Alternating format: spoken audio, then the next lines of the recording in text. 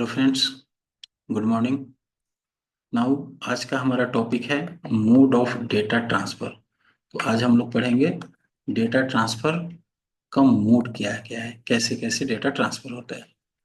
So basically जब भी हम कंप्यूटर में डेटा ट्रांसफर की बात करते हैं तो डेटा ट्रांसफर होता है हमारा, सीपीयू डेटा ट्रांसफर करता है आइदर इनसाइड और आउटसाइड।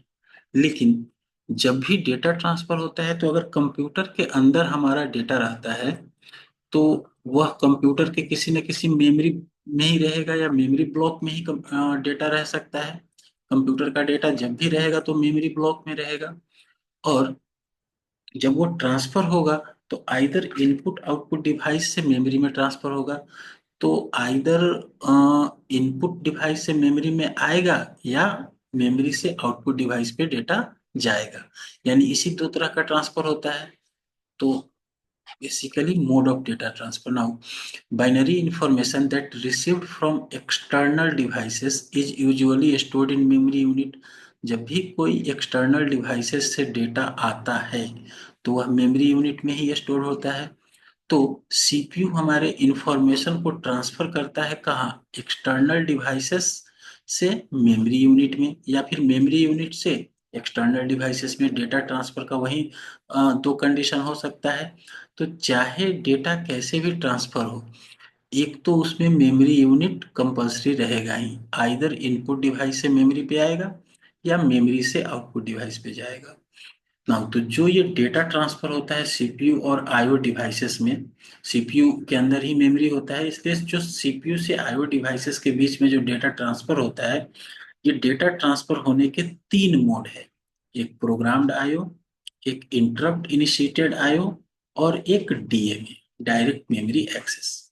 तो आज हम लोग इन तीनों के बारे में पढ़ेंगे।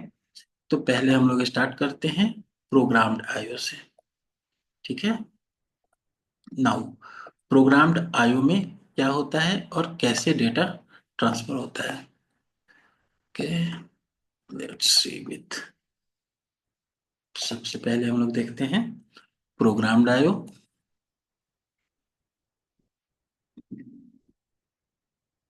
नाउ प्रोग्राम्ड आईओ में क्या होता है, in this mode each data item is transferred by an instruction. कोई भी जो डेटा ट्रांसफर होता है by an instruction in the program, तो इस मोड में जितने भी डेटा ट्रांसफर होते हैं वो सारे ट्रांसफर प्रोग्राम के द्वारा होते हैं। CPU generally issues a command, CPU एक कमांड इशू करता है और फिर वेट करता है आईओ ऑपरेशन का, उसके कंप्लीशन के लिए। यहाँ पे सीपीयू फास्टर डिवाइस है आईओ मॉड्यूल से। तो the problem with IO is that the CPU has to wait a long time for IO module to concern to be ready for either reception और transmission of data. मतलब क्या है कि programmed IO में क्या होता है, सीपीयू इनिशिएट किया कि भाई हमको डेटा ट्रांसफर करना है, आइदर लेना है या देना है, दोनों ही केस में। तो अब सीपीयू को बहुत देर तक वेट करना पड़ता है, इसलिए कि जब आईओ डिवाइस आपका खाली होगा तभी इसको मिलेगा डेटा ट्रांसफर करने के लिए। तो यहाँ पे ये प्रॉब्लम हो जाता है। नाउ एक्चुअली जब डेटा ट्रांसफर होता है प्रोग्राम्ड आईओ से तो वो किस तरह से काम करता है, पहले हम इसके काम को देखते हैं। ये तो एक नॉर्मल सा ये हो गया कि प्रोग्राम्ड आईओ में इस तरीके से डेटा ट्रांसफर होता है। ये सिंपली सीपीयू के द्वारा इनिशिएट होता है। सीपीयू ने कहा कि भाई हमको डेटा ट्रांसफर करना है तो आईओ डिवाइस का डिमांड किया। तो बेसिकली इसमें होता क्या क्या है, सबसे पहले काम क्या करता है कि हमारा सीपीयू रिक्वेस्ट करता है आईओ ऑपरेशन के लिए कि हमें आईओ ऑपरेशन करना है। और IO module performs an operation, उसके बाद आईओ मॉड्यूल अपना ऑपरेशन परफॉर्म करता है। उसके बाद IO module sets status bit. तो एक स्टेटस बिट आईओ मॉड्यूल अपना सेट कर देता है। वो स्टेटस बिट क्या होता है, ये बताता है कि आईओ मॉड्यूल अभी खाली है या बिजी है। उसके बाद जैसे ही आईओ मॉड्यूल खाली होता है तो अपना स्टेटस बिट सेट कर देता है कि भाई अब हम खाली हो गए हैं। और सीपीयू को चेक करना पड़ता है स्टेटस बिट को पीरियोडिकली। जैसे सीपीयू ने बोल तो दिया कि भाई हमको आईओ मॉड्यूल चाहिए, लेकिन जब आईओ मॉड्यूल फ्री होगा तो वह सीपीयू को नहीं आता है कहने कि भाई हम खाली हो गए, वो सिर्फ अपना बिट चेंज कर लेता है, जिसकी वजह से सीपीयू को बार बार जाके देखना पड़ता है कि भाई आईओ मॉड्यूल खाली हुआ कि नहीं, क्योंकि आईओ मॉड्यूल यहाँ पे कोई इंफॉर्मेशन नहीं देता है सीपीयू को। आईओ मॉड्यूल कोई इंटरप्ट सिग्नल भी नहीं भेजता है सीपीयू को।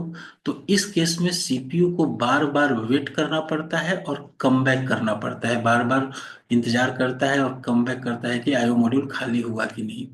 The CPU while waiting must repeatedly check the status of the IO module. IO module के स्टेटस को बार बार चेक करते रहता है आकर। And this process is known as polling. इसी प्रोसेस को हम लोग पोलिंग कहते हैं।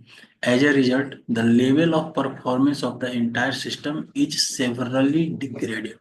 तो इससे हमारे सिस्टम का परफॉर्मेंस थोड़ा घट जाता है, क्योंकि सीपीयू ने जैसे ही रिक्वेस्ट डाला आईओ के लिए, आईओ खाली है कि नहीं वो अपना स्टेटस बिट से बताता है, और उसके स्टेटस बिट को सीपीयू को बार बार जाकर चेक करना पड़ता है कि भाई अगर वो खाली हुआ तो हम उसका यूज करें।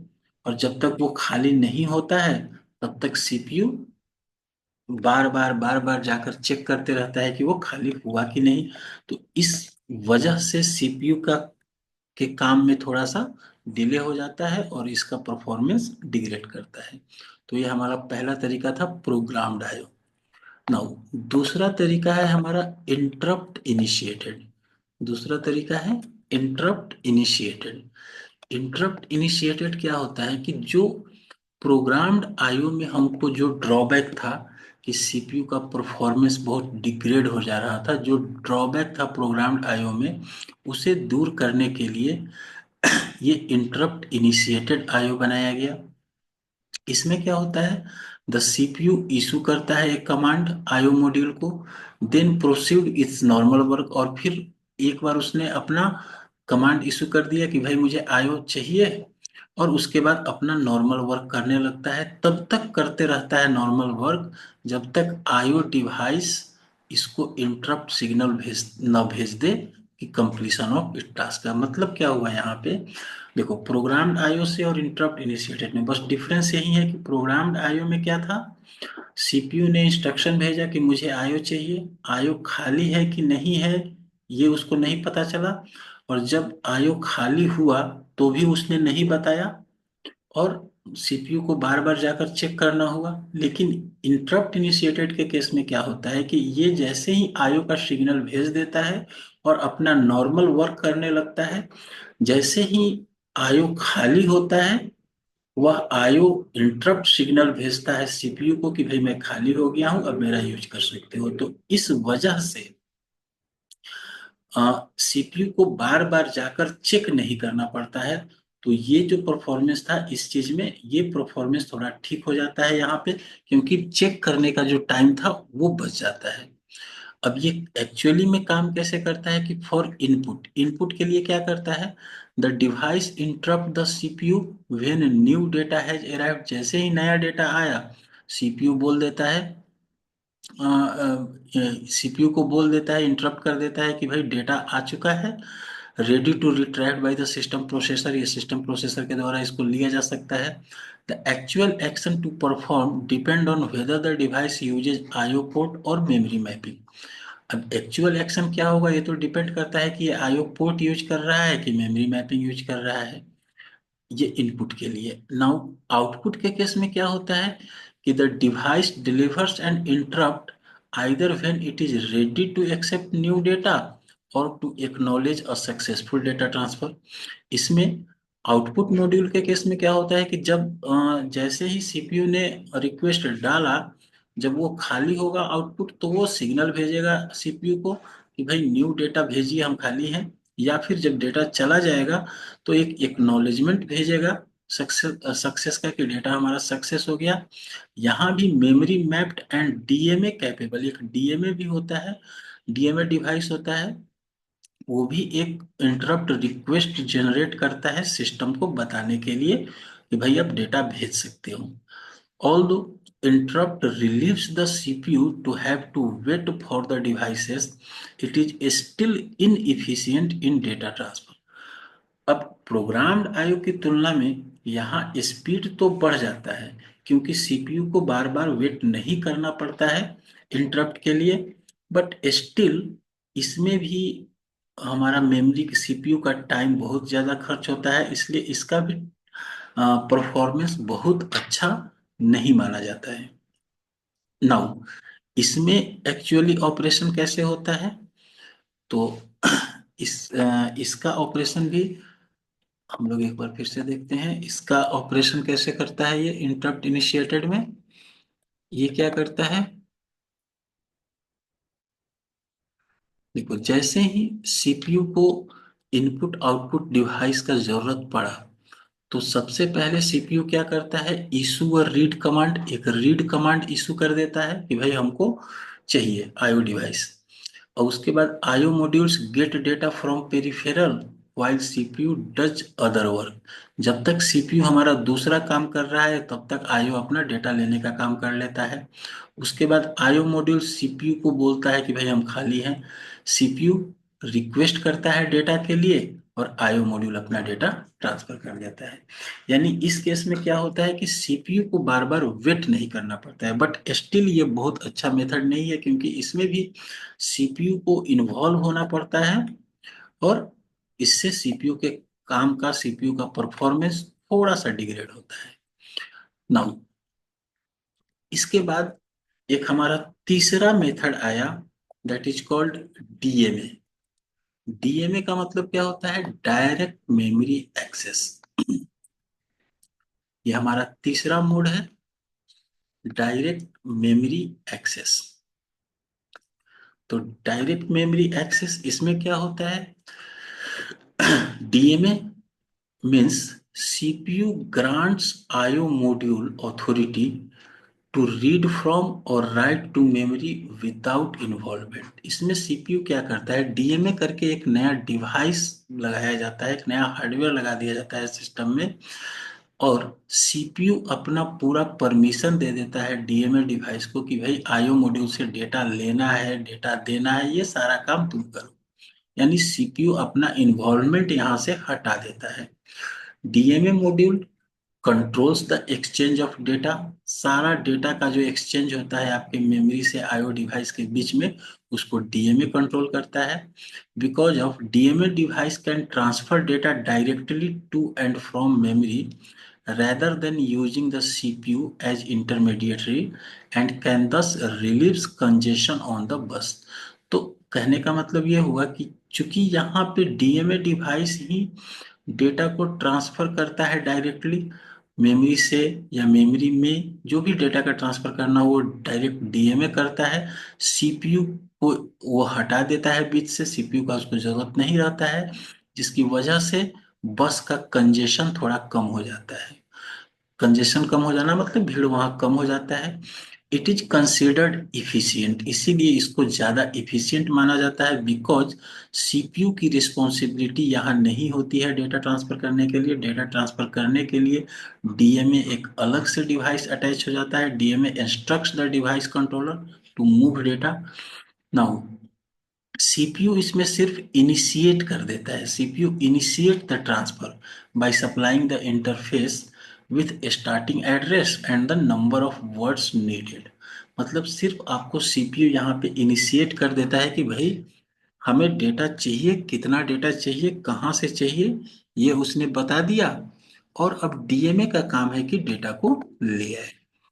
नाउ अब इसमें किस तरह से इंस्ट्रक्शन फॉलो होता है वो देखते हैं।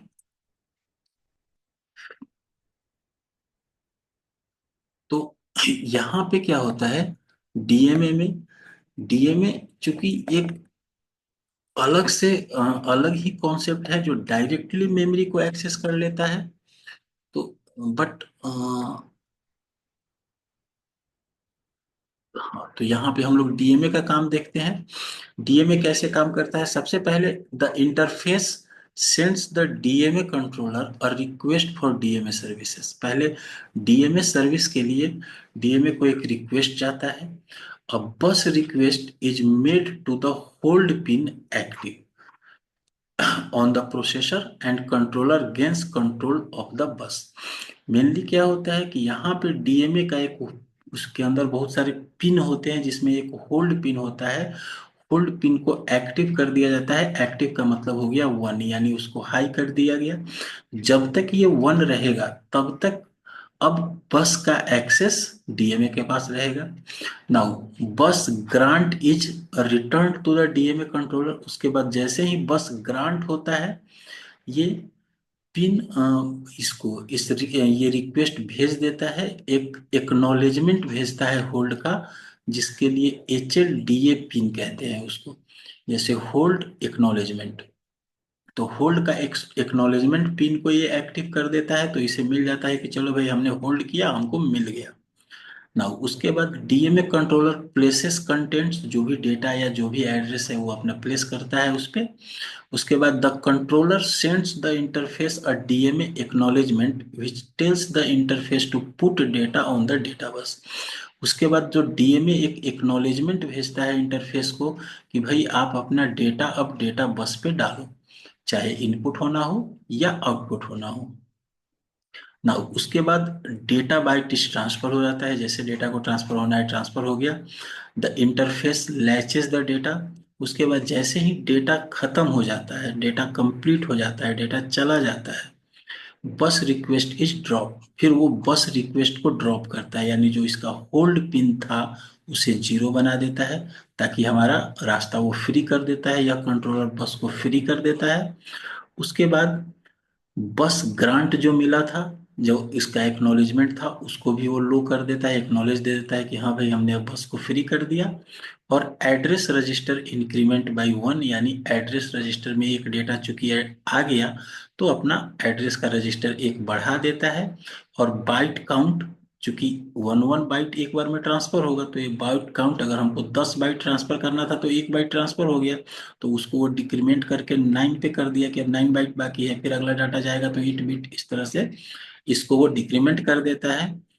If the byte count is non zero, जब तक नॉन जीरो है बाइट काउंट, तब तक ये शुरू से फिर से काम करते रहेगा। जैसे ही जीरो होगा, क्योंकि बाइट काउंट यहाँ पे घट रहा है, घटते घटते एक समय आएगा कि वो जीरो हो जाएगा। जब जीरो हो जाएगा इसका मतलब है कि अब हमारा डेटा ट्रांसफर हो चुका है, तो अब स्टॉप करो। ठीक है, कहने का मतलब ये है कि इसमें ये जितना भी टास्क परफॉर्म करता है, ये सारा टास्क डीएमए के द्वारा होता है। तो जब डीएमए इन काम को करता है तो आपका सीपीयू फ्री हो जाता है, और सीपीयू को कोई काम नहीं करना पड़ता है, तो सीपीयू जो अपना रेगुलर वर्क कर रहा होता है उसी पे इन्वॉल्व रहता है, जिसकी वजह से उसका परफॉर्मेंस बढ़ जाता है। ना हो तो आज के लिए इतना ही। नेक्स्ट क्लास में हम लोग पढ़ेंगे डेटा ट्रांसफर के टाइप्स। ये तो मोड था डेटा ट्रांसफर का। अब नेक्स्ट क्लास में हम लोग डेटा ट्रांसफर का टाइप देखेंगे।